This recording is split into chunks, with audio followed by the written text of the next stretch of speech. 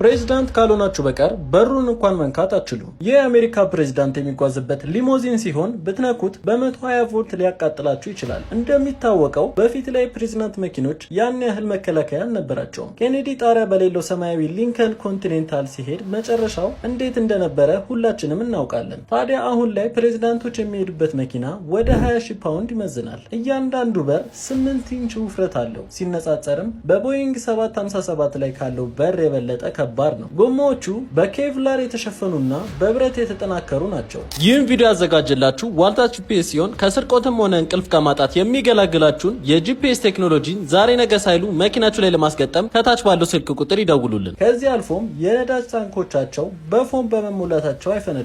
በመጨረሻም መኪናው የምሽት እይታና ሙሉ የግንኙነት ማዕከል እንዲሁም የተደበቁ አስለቃሽ ጭስ መድፎች አሉት። ከሁሉም በጣም አስፈላጊው ነገር ደግሞ ከፕሬዝዳንቱ ትክክለኛ ደም ጋር የሚመሳሰል ደም የያዘ ማቀዝቀዣ ተገጥሞለታል። እንደዚህ አይነት መረጃዎች እንዲደርሳችሁ የፕላስ ምልክቱን በመጫን ቤተሰብ ይሁኑ።